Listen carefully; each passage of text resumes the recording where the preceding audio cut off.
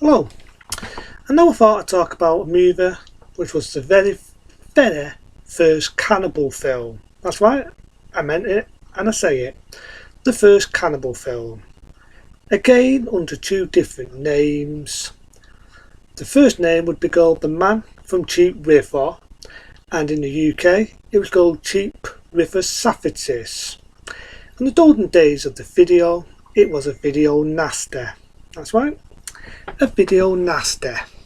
In the era when I told you about the video nasty, it's funny enough, a lot of cannibal films in that golden era was. Shot in 1972, Man from Cheap River.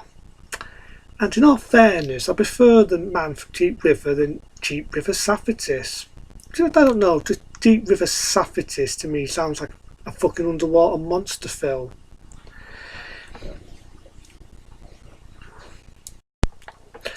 It starts off with a dive in, I think, Hong Kong and Japan, and basically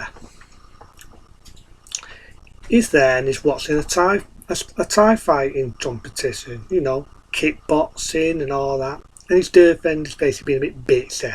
She don't like it and she don't like the fight. He obviously likes it. You know, he's in an airplane, he's a typical adventurer. Long below, you get this Chinese guy, he pulls a knife out, gets into a knife fight, and he gets stabbed, and the guy goes on the runner. Oh no, I never really got why he went on a runner, because it never explains that he killed this man. It just looks like he hurt the man, he wounded him, but out of panic, but I just go along with it, it's a film, and he goes on the runner.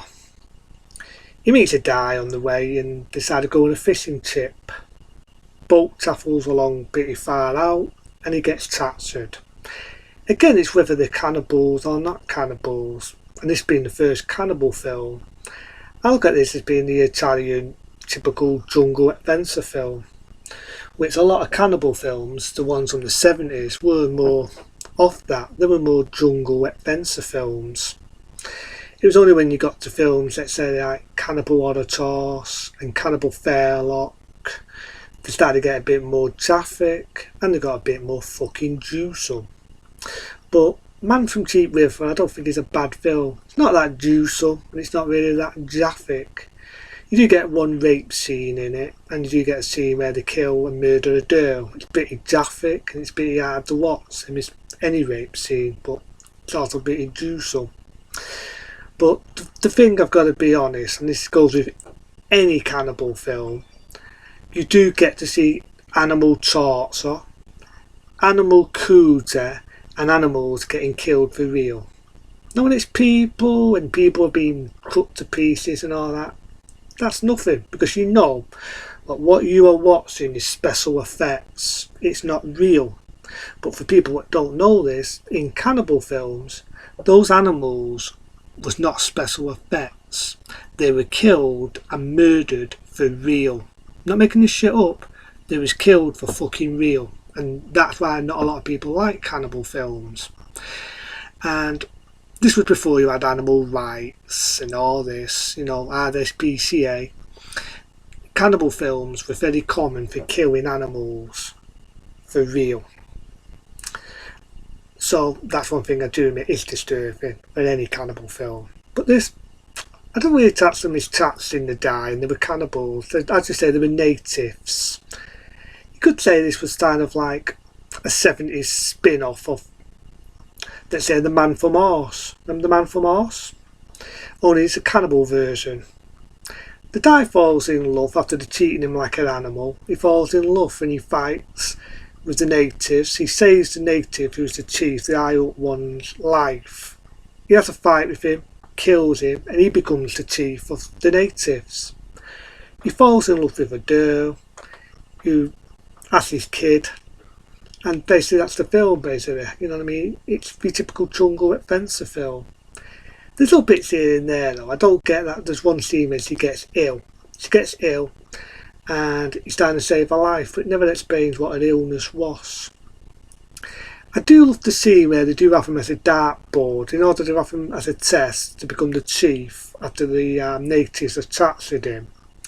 They use him as a human fucking dartboard. Pretty painful. They do use them as a human dartboard, and they do put them on some tests here and there. And again, word of warning, the one I've seen is the uncut version. I saw it online, and I actually saw the uncut one. And again, I'm not really a lover of cruelty to animals. There's a scene in it, and I'm not going to say, it's like I said with video nasties, I'm not going to draw in graphic detail, but there's a scene where they kill a doe. I'll say it anyway. They kill a doe, and they slit its throat, and you hear it choking on its own blood. That to me is more disturbing than anything in any cannibal film. To hear a doe stealing in pain and having its throat slit and it choking on its own blood was hard to watch. Again, you do get cannibals in the film, halfway in the fucking film, and they get killed. The man who's on the run, again he becomes the thief. It's a sad film because the girl dies of a disease. She loses her eyesight and has a baby and dies.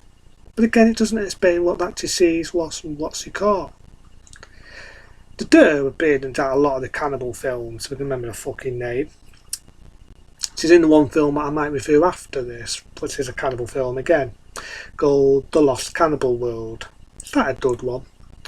But again, the early cannibal films, they were more your typical jungle and adventure films. You know what I mean? They didn't really get that nasty into the later ones. And I would say the only thing that I think is fucking disturbing is the cruelty to animals. It's not a bad film. Again, it was shot in 1972, widescreen, Technicolor. And you do see there's a lot of movie production in the film. It's just that it cheapens it when they've got to kill fucking animals. It's not a bad one, and again the director, a couple of years later, would do a film called Eaten Alive, which funny enough there's all bits from this in Eaten Alive, bits from The Lost Cannibal World, and bits from The Mountain of the Cannibal Gods. He was later, one year after he did Eaten Alive, would do one of the most very, very banned movies of all bands. That thing is naff, but this is the biggest band of video nasties out there. Banned in 31 countries, that being Cannibal Fairlock. Because I'm going to have trouble even reviewing that one. That one I'd have to put a warning on it, because the uncut version of that definitely is a nasty.